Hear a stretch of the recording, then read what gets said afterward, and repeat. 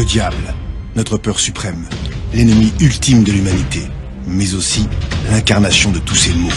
Guerre, maladie, meurtre, ne seraient-ils pas les œuvres du grand ordonnateur de la noirceur des hommes? Si son existence était un jour prouvée, elle nous dédouanerait donc de nos pires fautes. Shaitan, Satan, Lucifer, qu'importe son nom. De tout temps, les grandes religions l'ont toujours combattu, sans forcément le vaincre. Aussi, ce jour-là, hésitais-je avant de me lancer dans cette enquête angoissante. Mon but, savoir comment le prince des ténèbres se manifestait. Si l'emprise du démon était plausible, alors j'avais rendez-vous avec notre cauchemar le plus sombre. Et si tout ça n'était que pathologie psychiatrique empreinte de mysticisme, alors je m'apprêtais à plonger dans l'univers des dérèglements psychiques les plus dérangeants.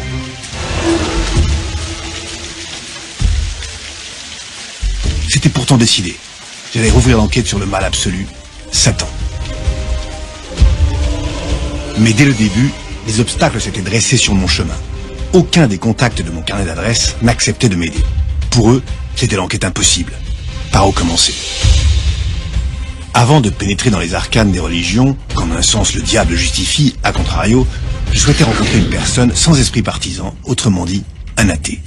Mon premier témoin, Stéphane, architecte, avait été tout récemment reconnu officiellement possédé par le diable. Rien que ça. Mais la condition de notre rencontre était clairement établie. Lui garantir l'anonymat total. Nom, lieu, date, rien ne devait permettre de remonter jusqu'à lui. Seul l'endroit où avait eu lieu sa libération pouvait être nommé. La chapelle de la Castille, dans le diocèse de Fréjus-Toulon. Son récit commençait par une simple visite dans un lieu de prière. Il y a quelques années, il y a un peu plus de 3 ans en arrière, je me suis retrouvé dans un lieu sacré et je me suis senti mal à l'aise. J'ai eu des sensations d'oppression et j'ai commencé à avoir des réactions de grognement. J'ai été au fond de cette église, j'ai vu donc la croix de Jésus et devant Jésus, j'ai commencé à insulter, à grogner, à blasphémer contre lui.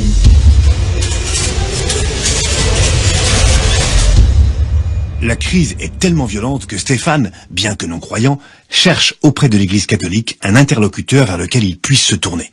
Je me suis rapproché du service officiel exorcisme catholique où j'ai eu un rendez-vous avec donc un prêtre exorciste. Le père Maxime m'explique que j'ai quelques liens avec le mauvais. Mauvais, le mot est lâché. Le père Maxime décide de suivre la procédure en commençant par une simple prière de délivrance censée apaiser n'importe quel esprit tourmenté. J'avais jamais prié et le père commence sa prière et fait une imposition des mains sur moi.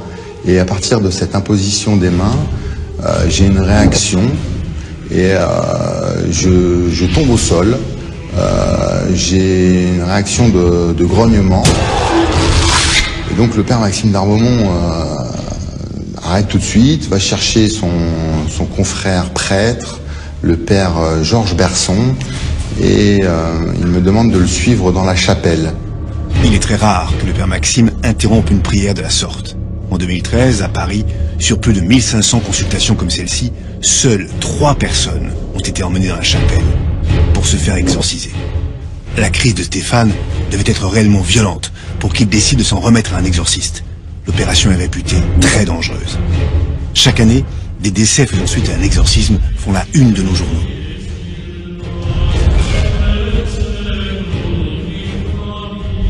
Les 2 pères me demandent de m'asseoir, se revêtent donc de leur soutane et de leur étole, et ils se mettent à réciter la Bible.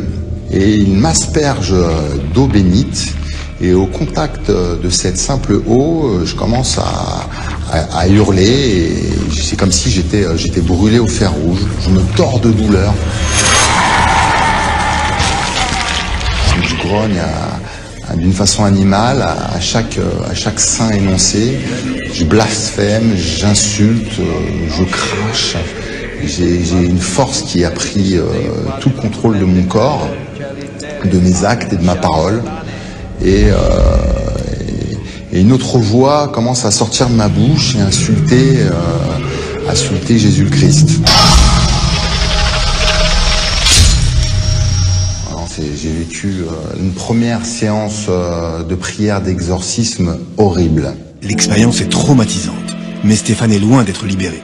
Ce qu'il va vivre quelques heures plus tard s'avère encore plus effrayant. Je suis rentré chez moi et dans la nuit, j'ai une sensation de froideur glaciale. Ma chambre était à moins 10 degrés, donc j'étais en train de dormir, et je ressens une présence qui est sur moi et qui me touche, qui touche tous mes membres, une sensation horrible. Et donc je me réveille en sursaut et quand j'ouvre les yeux, je vois 2 yeux rouges avec une silhouette de plus de 3 mètres, une silhouette noire qui souffle sur moi et qui grogne et qui dit « Tu m'appartiens, gloire à Satan, tu es à moi ».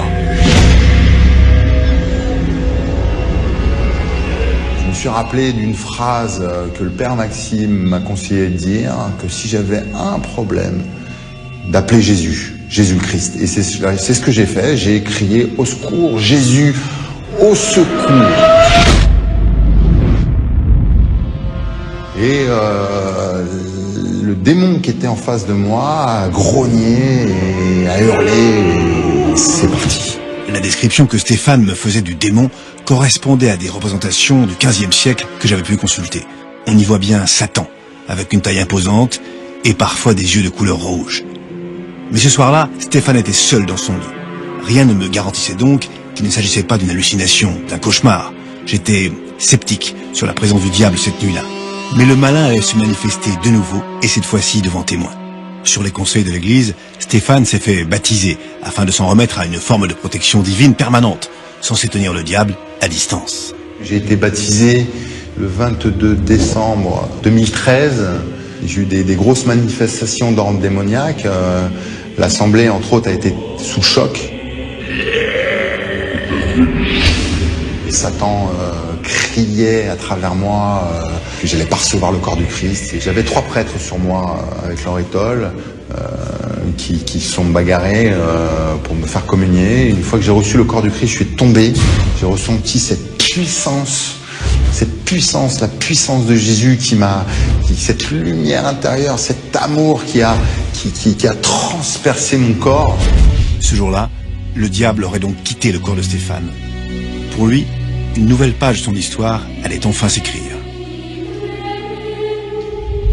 En sortant de mon entretien avec Stéphane, j'avais contacté sa mère, qui était présente le jour du baptême. Si elle m'avait bien confirmé que tous les événements s'étaient bel et bien produits, elle n'avait malheureusement pas voulu témoigner. Curieux de savoir si de tels phénomènes avaient déjà eu lieu, je retournais à mes archives où je retrouvais toute une série de témoignages, dont celui de Chantal. En 2010, voici ce qu'elle confiait au micro d'une journaliste. Ça a commencé par des pointes qu'on m'enfonçait dans le ventre, des douleurs partout, comme si on se soulevait par la tête, comme si on m'étouffait, qu'on m'étranglait. À la limite, quand on a une maladie, je veux vous dire un cancer ou autre chose, quelque chose de plus grave, on sait contre quoi on se bat. Là, on se bat avec l'invisible. Ça m'a mené quand même dans un hôpital psychiatrique. J'ai eu la chance de tomber sur un bon psychiatre qui comprenne ça. À la différence de Stéphane, c'est donc le corps médical qui avait envoyé Chantal consulter un exorciste. Sur cette bande-son inédite, un micro avait pu enregistrer un des exorcismes de Chantal, lui aussi pratiqué par un prêtre de l'église catholique. Nous croyons que tu es présente dans cette hostie consacrée par le prêtre. Tu t'as délivré de leurs liens toutes ces foules qui venaient vers toi. Aujourd'hui, Seigneur, je te prie pour Chantal. Parcours toute sa vie, depuis sa conception jusqu'à ce que... Cette séance d'exorcisme était glaçante. Et par ailleurs, j'étais dans l'incompréhension la plus totale. Pourquoi les psychiatres s'étaient-ils avoués vaincus devant le cas de Chantal? Devant quel phénomène la médecine est-elle impuissante au point de s'en remettre à la religion? Les médecins me devaient quelques explications. J'espérais que Mireille Robinson, qui collabore régulièrement avec le prêtre exorciste de son diocèse, puisse m'apporter des réponses. Les possédés, pour 90%, je pense que ce sont des malades psychiatriques. Je ne suis pas la seule à le penser, je connais plusieurs exorcistes qui disent la même chose. Des psychiatres psychiatre m'avait expliqué que les symptômes manifestés par les possédés ressemblaient à ceux de l'hystérie. Vers la fin du 19e siècle, Jean-Martin Charcot, un médecin mondialement reconnu exerçant à l'hôpital de la Pitié-Salpêtrière, avait pour habitude de faire venir dans son amphithéâtre des femmes hystériques. Ces femmes, exhibées telles des bêtes de foire, commençaient alors à convulser, à se tordre dans tous les sens, et allaient même jusqu'à vociférer comme des animaux. Alors on peut se poser réellement la question, est-ce que cette personne qu'on exorcise n'est pas tout simplement en train de nous faire une grosse crise d'hystérie? Le problème, c'est que ce sera souvent une réponse a posteriori. La personne hystérique, elle va rester hystérique, elle va vous faire des crises. Et c'est arrivé d'ailleurs que certains prêtres s'épuisent à exorciser, ça marche jamais, puisque ce ne sont pas des vrais possédés. Ce sont des gens qui veulent qu'on s'intéresse à eux. Mais les experts rapprochent aussi la possession d'une autre maladie, la schizophrénie. Le schizophrène, c'est quelqu'un qui est coupé du réel, et vous allez avoir des symptômes, et ce symptôme principal, c'est le délire. C'est pour ça qu'on dit qu'ils sont fous, parce qu'ils sont délirants, et dans ce délire, souvent, le délire est fourni par des hallucinations. Hallucinations visuelles, auditives, ou alors, un mot barbare, synesthésique. Qu'est-ce que ça veut dire, synesthésique? Ça veut dire au niveau de ce qu'on sent, c'est-à-dire ce sont des gens qui vont vous décrire que des fluides ou des ondes passent dans leur corps. J'étais curieux de savoir ce que pensait le docteur Robinson du cas de Stéphane. Était-il hystérique, schizophrène ou bien autre chose? Alors, de deux choses l'une, ou Stéphane est effectivement un schizophrène, il a des hallucinations visuelles et synesthésiques puisqu'il sent du froid, donc tout ça c'est du subjectif. Il voit deux yeux rouges, là aussi c'est du subjectif. Stéphane schizophrène? Possible. Mais un détail ne collait pas. La phrase qu'il prononce, c'est « Jésus-Christ, tu es mon sauveur, viens à moi en aide ».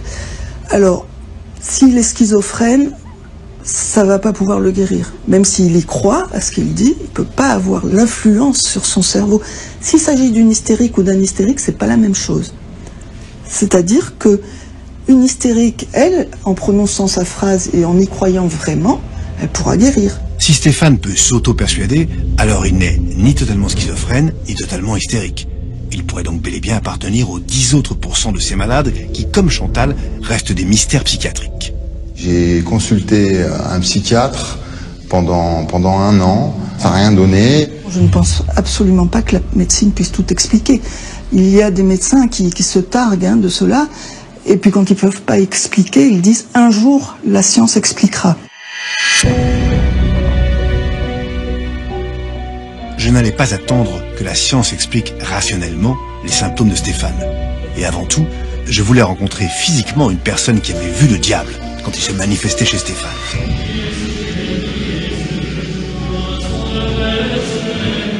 Pour ça, j'avais un interlocuteur de premier choix, l'un des 3 prêtres exorcistes qui avaient participé à sa libération. Entré dans les ordres après une formation d'ingénieur très rigoureuse à l'école centrale, le père Fropeau comptait à son actif plus de 90 victoires sur le démon.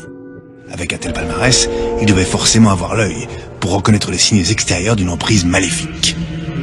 Nous parlons de différents degrés d'emprise. Le démon peut d'abord agir sur nous au niveau d'une simple tentation. Ça, tout le monde est plus ou moins soumis, vous voyez, à ce genre de tentation. C'est pour ça qu'il faut y avoir une certaine vigilance morale.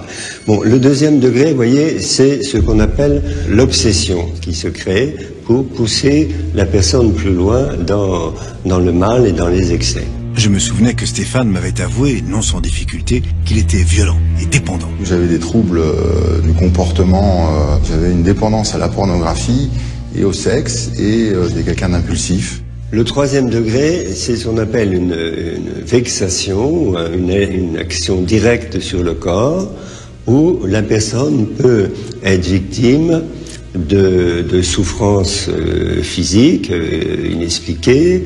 Elle peut souffrir par exemple de très fortes migraines, elle peut souffrir d'insomnie absolument impossible à dépasser. Le dernier degré, c'est quand l'emprise ponctuellement peut devenir tellement forte que le démon va utiliser les membres et éventuellement la parole de la personne pour s'exprimer. Tel semblait bien être le cas de Stéphane. Je voulais savoir ce qui avait poussé le père Fropeau à pratiquer une prière d'exorcisme sur lui. Quelle certitude pouvait-il avoir? Ça n'a pas été très difficile avec Stéphane parce que je savais ce qui s'était passé avec mes confrères à Paris où quand même il y avait eu des violences assez manifestes. Et quand moi j'ai commencé à prier pour lui, eh bien j'ai eu les mêmes manifestations. Le démon a carrément dit qu'il était Satan, Asmodée, etc. J'étais insatisfait. Le prêtre me parlait de son combat en toute sérénité. Certes, il avait déjà libéré 90 autres personnes du malin avant Stéphane. Peut-être qu'il ne le craignait plus. Mais comment pouvait-il être certain que ce n'était pas Stéphane qui avait inventé des noms de démons pour donner de nouvelles preuves de sa possession? Au cours de la prière, vous voyez, la personne bien sûr est volontaire, et puis brusquement, vous voyez qu'il y a un basculement, et que c'est une autre personnalité qui pendant quelques minutes va se servir des membres et de la parole de la personne en question. Et à ce moment-là, elle change complètement, son faciès change, sa voix change, on se rend bien compte qu'il y a une transformation, au moins au niveau, vous voyez, de la sensibilité, hein, qui n'appartient pas à la personne. Je ne comprenais toujours pas comment le Seigneur des Ténèbres pouvait habiter le corps de Stéphane. Il faut faire attention, hein. Une personne possédée, ce n'est pas une personne qui aurait comme un locataire, vous voyez, maléfique. L'action du démon sur nous s'exerce sur la partie sensible, psychique, mentale, c'est-à-dire tout ce qui concerne en nous la sensibilité et l'affectivité. Je ressortis médusé de cet entretien, notamment par la quiétude du prêtre. J'avais l'impression que la placidité avec laquelle il me parlait du diable venait d'ailleurs, comme si les 2000 ans de combat que l'Église avait remportés avant lui garantissaient nécessairement la victoire. Cette lutte contre le malin a été illustrée depuis des siècles par de nombreux artistes. L'inventivité avec laquelle ils avaient tenté de représenter le prince de ce monde, comme les théologiens l'appellent, est stupéfiante. Serpent, ange, bouc, être personnifié, être caché dans nos entrailles, tentateur, puissance de l'occulte. Contempler le bestiaire du diable, parfois à la limite du cadavre exquis, me fascinait, tant les artistes lui avaient prêté toutes les apparences. Alain Ray, le linguiste, tenait sur les rapports entre l'histoire de l'art et le diable des propos intéressants. Ce qui est très intéressant dans la représentation du diable, c'est que ça correspond à l'état général de la société. Alors, au Moyen-Âge, il y a une vraie croyance qui est que la damnation est pire que la mort. La représentation du diable va évoluer avec des influences qui viennent d'autres religions.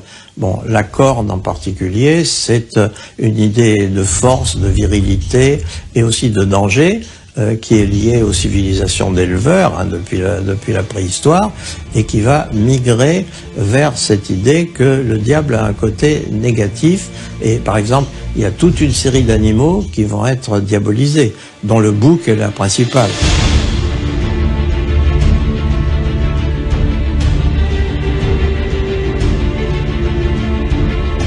Même si de nombreux artistes lui ont prêté des apparences bestiales, beaucoup d'autres lui ont conféré les attributs d'un ange. Le diable chrétien va être identifié à un ange qui a manqué à ses devoirs et qui, par orgueil, a voulu s'opposer à Dieu et se prétendre l'égal de Dieu alors qu'il en est la créature. Et Dieu le punit, donc ça va devenir l'ange déchu.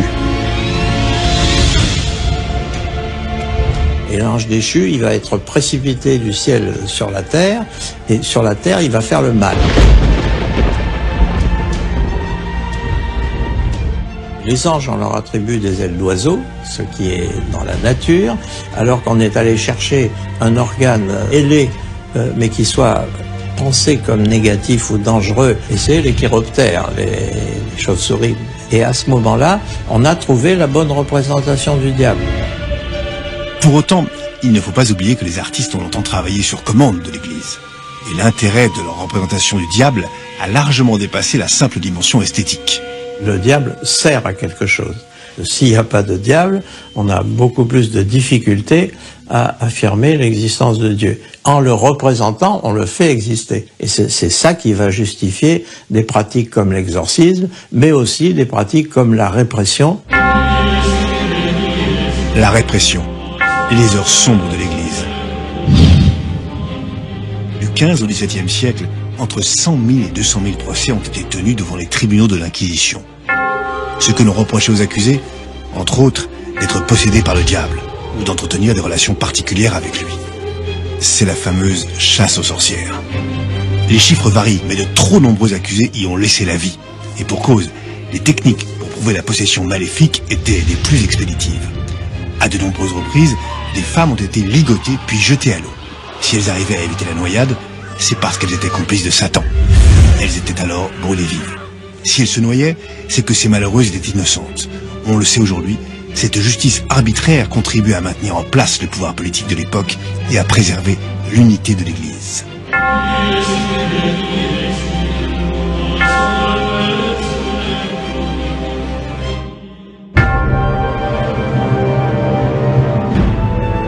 Mais aujourd'hui, quelle position le Saint-Siège a-t-il adopté sur le diable? Pour répondre à cette question, je pris la route de la cathédrale de Grenoble. Monseigneur Guy de Kérimel m'y avait donné rendez-vous.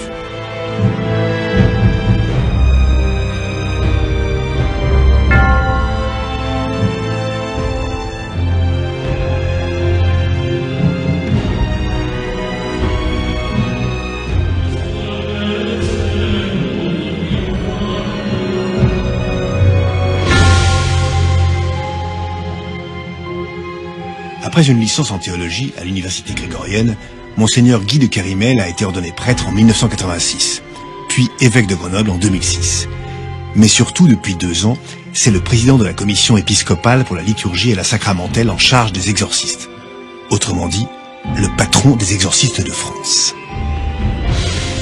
Habituellement, dans la tradition, il y a un exorciste par diocèse. Si le diocèse est important, quelquefois, il y a plusieurs exorcistes. Mais parce que, au fond, l'Église se rend bien compte qu'il y a d'abord un énorme besoin d'être écoutée et d'être aidée dans cette situation objective de souffrance. Ça va mal. À des périodes d'inquiétude, de changement de civilisation, de troubles, de perte des repères, forcément les phénomènes paranormaux, la recherche de forces obscures va se multiplier. Et de ce point de vue-là, il y a besoin d'un plus grand nombre d'exorcistes. La réponse de Monseigneur de Kérimel était pour le moins ambiguë. Étaient-ce les croyants qui cherchaient à se dédouaner de leur turpitude par la présence du diable, ou étaient-ce les prêtres qui arrivaient à identifier l'œuvre du Seigneur des Ténèbres cachée derrière leurs tourments? J'étais loin de me douter de ce qu'il allait m'annoncer. Je pense qu'un certain nombre de prêtres vous diront qu'ils ne croient pas au diable. J'étais abasourdi. Mais l'évêque avait certainement une explication pour que les prêtres ne croient plus en l'un des fondamentaux de l'Église. Toutes les années, on peut dire de l'après-concile, on n'a plus beaucoup parlé du démon. Et on dit que sa ruse, effectivement, ça a été de faire croire qu'il n'existait pas. Et donc de faire des dégâts beaucoup plus librement, puisque n'étant pas dévoilé. Je comprenais mieux. Ce que Monseigneur de Kérimel tentait de m'expliquer, c'était les conséquences sismiques qu'avait eu le Concile de Vatican II. Au milieu du XXe siècle, le pape Jean XXIII avait alors invité les églises catholiques, protestantes et orthodoxes à réfléchir sur la manière d'introduire dans la religion les sciences sociales, dont la psychiatrie et la psychologie. Cette réforme aurait eu un effet majeur sur la foi, et forcément sur la perception de la possession. On a pensé que nous étions dans l'ère de la raison et que la raison allait tout expliquer. On ne croyait plus tellement en l'existence du démon, du malin. Et chez un certain nombre de prêtres, c'était une manière symbolique de parler du mal qui opprime la personne humaine. Aujourd'hui, on se rend compte qu'il y a beaucoup de souffrance. Je pense qu'il y a aussi une revanche de l'irrationnel depuis un certain nombre d'années. Cet entretien me laissait songeur. L'Église avait souhaité s'en remettre à la raison, mais un certain nombre de prêtres n'ont jamais partagé cette vision édulcorée du diable. Pour eux, le Seigneur des Ténèbres était tout sauf une manière psychologique de nommer le mal.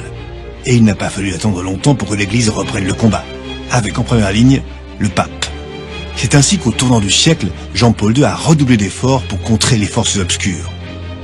Premier fait d'armes, renouveler le rituel d'exorcisme qui était resté inchangé depuis 1614. Les prêtres exorcistes pouvaient ainsi rentrer dans le 3e millénaire avec un rite transformé, bien moins théâtral que le précédent. Mais impossible d'en savoir beaucoup plus. Ce rituel, l'Église voulait le conserver secret. Suite à cela, le pape devenu saint, qui faisait souvent référence au diable dans ses homélies afin de prévenir l'humanité de la menace qui la guettait, serait allé jusqu'à réaliser un exorcisme en public, à Rome, sur la place Saint-Pierre. Plus récemment, c'est le pape François qui aurait été surpris en plein exorcisme.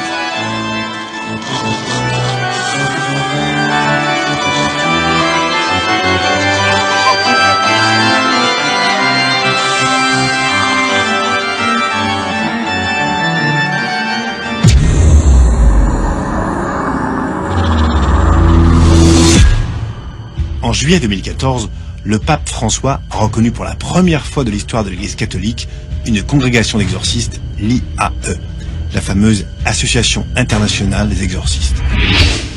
Ce regroupement de plus de 250 prêtres issus de 30 pays avait été créé 24 ans plus tôt par l'un des plus célèbres chasseurs de démons que l'humanité ait pu compter, le père Gabriele Amorth, l'exorciste du diocèse de Rome.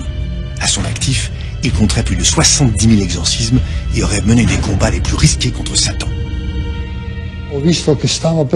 Un jeune homme que j'exorcisais allait me cracher dessus, alors j'ai mis ma main devant ma bouche.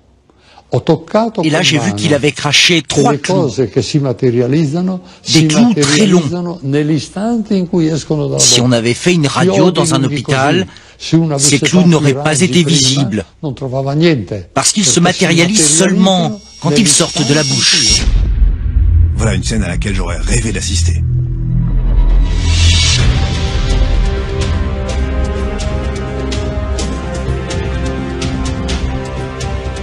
C'était certainement à cause de déclarations comme celle-ci que le pape François avait décidé de reconnaître l'association des chasseurs de démons. Mais je voulais comprendre pourquoi il l'avait fait maintenant, alors qu'elle avait déjà 24 ans d'existence. Je décidai donc d'appeler un prêtre exorciste, mais celui-ci avait requis l'anonymat. Ce que fait le pape François, il veut remuer, et c'est vraiment un bon moyen de remuer cette réticence parfois, pratiquer l'exorcisme, ces hésitations qu'il y a autour du démon, le démon existe, il n'existe pas, voilà. Mais là, ça veut redire l'affirmation que le démon, il agit aujourd'hui comme hier et comme demain.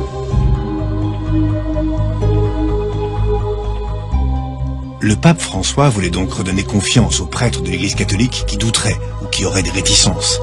Cette explication me rappelait une confidence que m'avait faite Monseigneur de Kérimel. Chez les exorcistes, vous avez une variété de tempéraments, d'éducation, de culture, qui font qu'ils vont réagir différemment. Moi, personnellement, je ne souhaiterais pas pratiquer les exorcismes, mais si j'avais été nommé par mon évêque exorciste, je ne sais pas comment j'aurais fait. Peut-être que pour éviter les ennuis, j'aurais jamais trouvé le démon nulle part. Voilà. Parce que je voulais pas me risquer à me retrouver devant des phénomènes qui m'auraient perturbé ou paniqué, je ne sais quoi.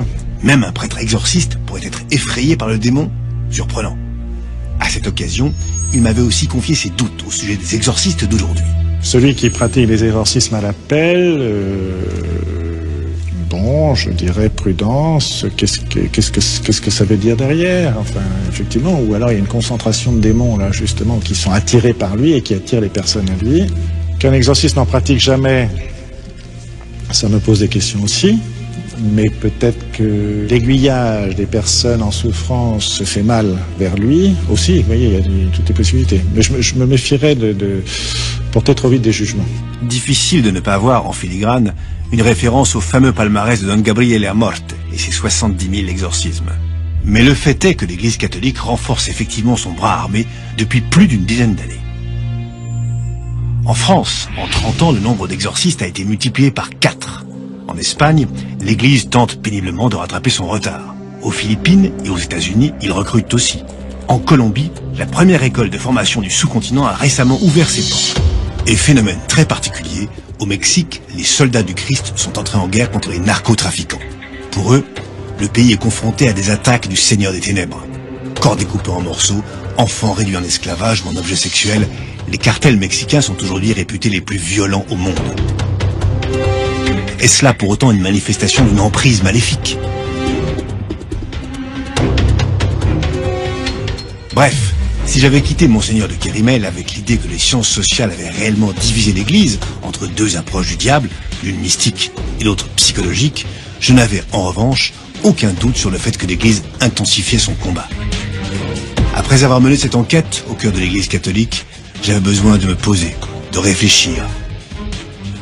Je me rendais compte que beaucoup de choses que je pensais explicables rationnellement étaient dans les faits bien plus compliquées. Et puis, comment continuer mon enquête sur les traces du diable en restant dans le monothéisme?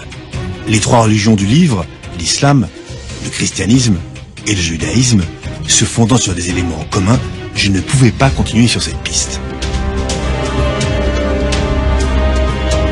Je ne voyais qu'une solution, élargir mon champ de recherche aux animistes. Pour eux, des esprits mystiques animent les êtres vivants, mais aussi les objets et les éléments naturels, comme les pierres ou l'eau. Peut-être auront-ils relevé des traces du Seigneur des Ténèbres. Avec plus de 160 millions de pratiquants, répartis dans une centaine de pays sur tous les continents, les animistes ont forcément leur vision de ce combat éternel. Je me remis donc en route vers le sud de la France.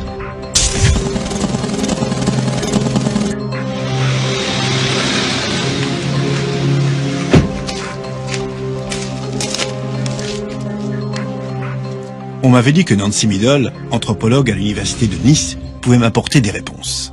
Pour l'inciter à témoigner, je lui avais raconté les moindres détails de mon enquête. Elle s'était alors laissée convaincre, mais un peu réticente à me recevoir avec toutes mes énergies négatives, elle voulut d'abord procéder à un rituel de purification pour me nettoyer. Pourquoi pas?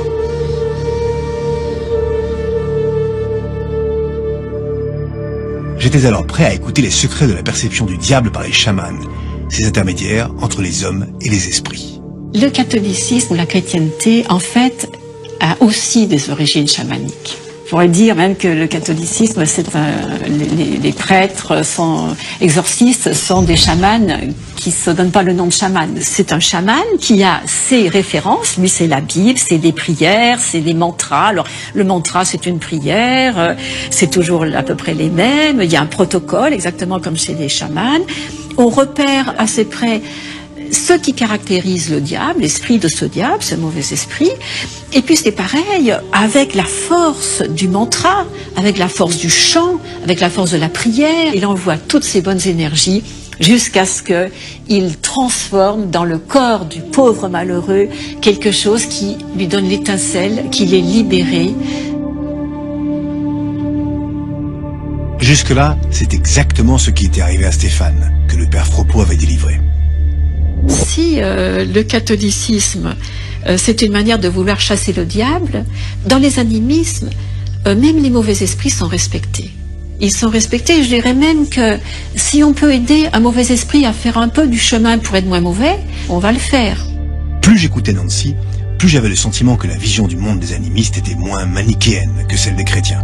Dans le catholicisme, une fois pour toutes, le diable est diable, une fois pour toutes, Dieu est Dieu. Dans les animismes, tout peut être mouvant. L'esprit de l'eau, il peut vous protéger et vous aider à bien vivre.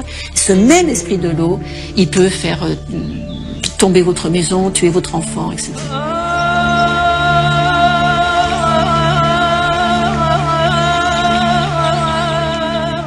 Mais Nancy allait m'apprendre la différence majeure entre les chasseurs de démons chrétiens et les chamans. Selon elle, les chamans ne pourchassaient pas les possédés, puisqu'ils étaient eux-mêmes des possédés. C'est dans les esprits qu'ils puisaient leur pouvoir.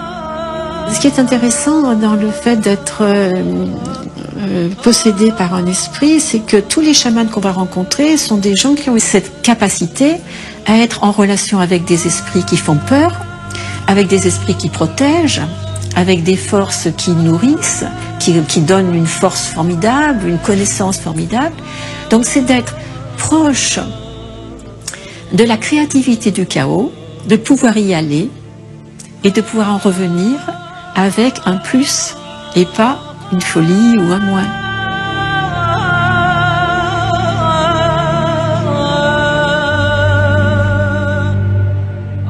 C'est ça le jeu des rapports animistes avec les éléments et positifs et négatifs.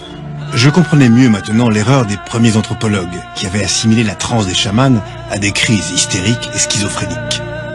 La schizophrénie, ça pourrait être dissocié et ne savoir pas réunifier ces aspects dissociés de la perception de la réalité ou de soi dans la réalité. Mais le chaman, lui, il le fait de manière volontaire et il utilise la capacité de se dissocier pour fabriquer de la guérison, alors que le schizophrène, lui, est malade. Le chaman, c'est un médecin, on pourrait dire que c'est un médecin des âmes. Soigner les âmes. Si l'image était très poétique, je me demandais ce que les professionnels européens de la psychiatrie en pensaient. J'avais déjà eu l'avis de Mireille Robinson, mais elle n'était pas experte en chamanisme. En revanche, dans mes archives, m'attendait le témoignage d'Édouard Collot, un psychiatre qui connaissait vraiment bien leur méthode. Et pour cause, il avait en effet suivi partout sur la planète l'un des plus grands anthropologues, Bertrand L., spécialisé dans la possession chamanique. Pour moi, l'exorcisme, c'est une réalité. Ce n'est pas une forme de médecine, c'est travailler avec le monde des esprits et faire en sorte que l'esprit du mal qui vous possède soit chassé, car l'âme peut être prisonnière d'un esprit, bien ou mal. Plutôt surprenant d'entendre le mot « âme » dans la bouche d'un psychiatre. Mais Édouard Collot n'est pas le premier. Carl Jung, le disciple de Freud, aurait même joué un rôle précurseur. Jung l'a théorisé en disant « je suis conscient d'un certain nombre de choses, et puis j'ai un inconscient ». Alors, qu'est-ce que c'est que cet inconscient? C'est quand je fais des choses que je ne voulais pas faire. Cet inconscient, c'est le premier niveau. C'est l'inconscient personnel, individuel. Le second niveau, c'est l'état de conscience modifié. L'exemple le plus simple, c'est vous êtes dans un transport, et puis vous partez dans une rêverie. Et puis, tout d'un coup, vous sortez de votre rêverie, et vous vous dites, j'ai oublié de descendre. Donc ça, c'est le début d'un état de conscience modifié. Il y a une partie de moi qui suit là, et il y a une partie qui s'en va ailleurs. C'est-à-dire qu'à ce moment-là, je vais pouvoir percevoir des choses que d'autres personnes perçoivent. Car à un niveau collectif, il y a une sorte d'espace, on va dire, virtuel, dans lequel les pensées circulent. Ce serait donc dans cet univers d'inconscient collectif qu'un esprit pourrait prendre possession de notre âme. La conscience de la personne est recouverte par une autre, qui lui est plus puissante, a priori. Donc une âme infestée, un esprit infesté, une conscience infestée est une conscience qui ne s'appartient plus. J'avais du mal à admettre cette vision du monde. Mais je me souvenais que Freud avait été très critiqué quand il avait théorisé le fait que l'homme n'avait pas la pleine conscience de ses actes. Aujourd'hui, remettre en cause l'existence de l'inconscient paraît impossible. Peut-être en sera-t-il de même un jour pour le monde des esprits. Ma recherche des traces de l'existence du diable ne pouvait pas en rester là. J'avais bien une dernière idée, mais de là à passer à l'acte, je devais l'avouer, j'avais peur. Parce qu'à ce point de mon enquête, mon ultime solution était d'aller voir de l'autre côté du miroir. De rencontrer non pas une personne qui luttait contre le démon, mais quelqu'un qui lui vouait un culte, un prêtre satanique. À l'écoute des propos du journaliste François Angelier, j'avais pu comprendre pourquoi des individus avaient décidé de s'en remettre à Satan. Le grand événement qui va faire que le diable ne va plus terroriser, mais simplement amuser, voire distraire, ce sont les Lumières, avec des gens notamment comme Voltaire, comme Diderot, les encyclopédistes, qui sont des matérialistes, qui sont des athées, des rationalistes, et qui considèrent qu'il y a un principe divin, certes, mais qui considèrent aussi que le diable, c'est une fadaise, c'est une invention, c'est une sorte de fantasme monastique parfaitement ridicule. Donc déjà, les Lumières vont démagnétiser, on peut dire déminer, le terrain diabolique. Mais ce qui va se passer après les Lumières, c'est la Révolution française. Et la Révolution française, par l'effet de terreur qu'elle va générer dans une partie de la population, par l'effet de panique qu'elle va susciter dans cette France qui change de régime, eh bien, va réinjecter l'image du diable et l'image du mal, puisque la Révolution française va être prise pour une fille du malin. Mais ceux qui vont tout faire pour que le diable revienne, c'est les romantiques. Et là, le diable est un séducteur. C'est le Méphisto que vous trouvez dans le Faust de Gounod. C'est un personnage flamboyant, viril, ardent, puissamment séduisant, qui a tout pour tenter et attirer les hommes vers la chute, vers l'abîme. Donc à partir de ce moment-là, ça n'est plus une espèce de diable un petit crapaud, ça n'est plus un diable terrorisant, c'est un diable fascinant, et on peut dire que ce goût de l'abîme, il y renaît avec le romantisme. Si des gens s'adonnaient avec plaisir au culte du diable, pour ma part, j'avais de grosses appréhensions à rencontrer un sataniste, depuis que j'avais entendu le récit d'un agent secret qui avait infiltré des sectes sataniques. Beaucoup de gens se posent cette question. Pourquoi les renseignements généraux s'occupent des sectes satanistes? C'est le seul service qui s'en occupe. Et malheureusement pas assez. Et parce que si l'on regarde bien, je vois, moi, avec ce que j'ai vécu, on n'était pas assez nombreux pour s'occuper de ce fléau qui est très grave. On s'est aperçu que les sectes sataniques sont différentes. Moi, j'en ai répertorié à peu près 3 sortes. Les premières, je les appellerais les sectes sataniques, les vraies. Celles qui se revendiquent de la Bible de Satan, qui a été écrite par Anton LaVey. Donc ça, ce sont pour moi les purs, les vrais, ce qu'on pourrait même presque dire, entre guillemets, les religieux, et ce que certains appellent même le néo-satanisme occulte. Ensuite, la deuxième catégorie, ce sont les satanistes syncrétiques, ceux que moi j'appelle le satanisme maison. Ce sont les jeunes qu'on l'on retrouve dans ce milieu-là. Ça accapare tout un ensemble de doctrines différentes. Ça peut partir de la magie, astrologie, alchimie, spiritisme et bien sûr la musique du diable, la musique de Satan, le black metal.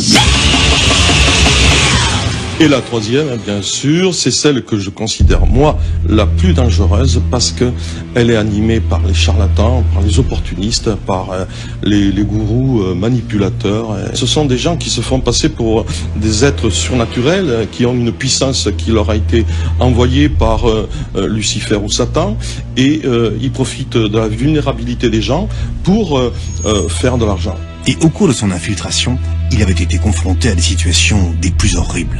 Une affaire pour laquelle j'ai été le maître d'œuvre, c'est une profanation qui s'est produite dans un cimetière, dans un petit village qui s'appelle Mayolas. Ce cimetière a subi les affres du satanisme. Les jeunes sont arrivés, ils ont tout cassé. Et puis, ils s'en sont pas arrêtés là, ils ont ouvert les caveaux, ils ont exhumé des corps, ils ont arraché la tête à ces cadavres. Quand on voit qu'ils sont partis avec ces crânes, qu'ils sont partis même avec des ossements, quand on sait qu'il y avait même le corps d'un bébé, ça fait bondir. On a fait une perquisition et là, on a trouvé tous les crânes sous les lits, il y avait des ossements, il y avait même encore, malheureusement, je suis obligé de le dire, des morceaux de chair qui étaient accrochés à ces crânes et à ces ossements. C'était quelque chose d'effroyable. Et selon lui, l'horreur ne s'arrêtait pas là. Il avait tenu à me raconter une autre affaire. C'était un jeune qui appartenait c'était le club des 6. Il y avait un gourou qui était le manipulateur de ces jeunes, c'était des mineurs en plus. Et un jour, il leur a dit que pour plaire à Satan, il fallait qu'un des 6 se désigne pour se suicider. En se suicidant, il apportait donc une certaine satisfaction à Satan, à Lucifer. Et il y en a un qui s'est décidé. Il a levé la main, il a dit « moi je vais le faire ». Et il s'est préparé, il l'a fait, il s'est jeté dans le vide.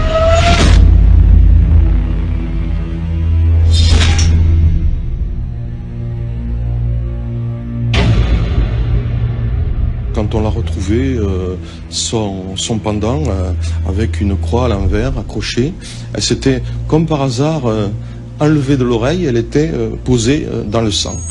Donc on se pose la question, est-ce qu'il y a eu une manipulation après de ses copains ou du gourou qui a enlevé le pendant de l'oreille de ce gamin qui s'était tué pour le mettre dans le sang? Parce que le sang a beaucoup de puissance chez les satanistes.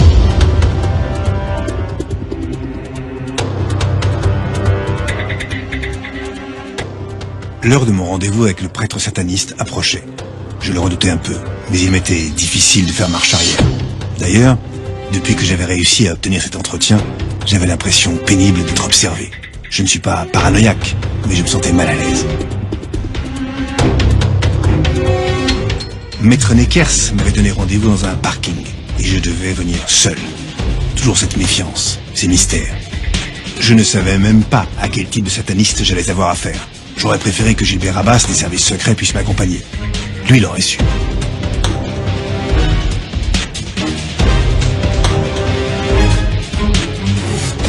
Mais c'était les conditions que je devais respecter pour que le prêtre sataniste me livre son expertise sur les démons. À son avis, qu'est-ce qui tourmentait Stéphane ?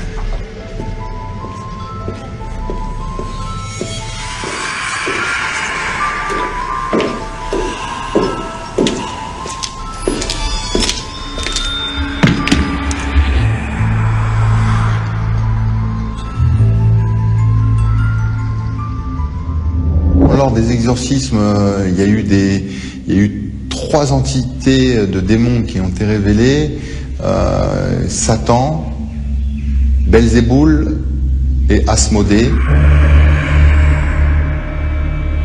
Alors Asmodée est particulièrement puissant parce qu'il est haut dans la hiérarchie infernale, il commande 72 légions.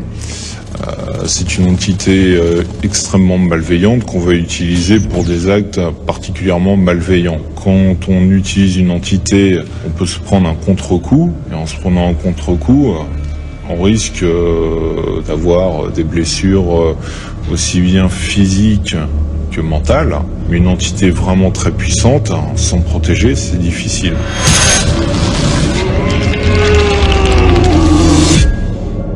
Admettons. Le prêtre sataniste serait capable d'invoquer les entités les plus puissantes. Mais aurait-il pu faire partir le démon qui possédait Stéphane ? En tant que sorcier sataniste, pratiquant donc la sorcellerie sataniste, j'aurais procédé à un exorcisme qui aurait sans doute fonctionné, probablement de manière moins douloureuse. Étant donné qu'on trempe vraiment dans le milieu, qu'on travaille avec les entités, ce qui n'est pas le cas de l'Église au sens large, qui elle travaille avec des entités de nature plus angélique, si on peut dire. À l'entendre, le combat entre le bien et le mal ne se déroulait plus uniquement au niveau des entités, mais bel et bien sur Terre. L'Église et les satanistes étaient eux aussi en guerre. Et dans cette lutte, je me demandais jusqu'où s'étendaient les pouvoirs du prêtre. À quel point sa prétention à domestiquer les entités maléfiques pouvait-elle bien s'étendre ? Le plus gros travail que j'ai effectué, ça a été le pacte. Ça consiste à une sorte de mariage entre une entité et un humain. Le pactisant va se retrouver possédé par une entité. Et cette entité va lui apporter un pouvoir très important, par exemple la richesse. Néanmoins, au bout d'un certain temps, l'entité, on ignore ce qu'elle fait de la personne et comment elle va la tuer.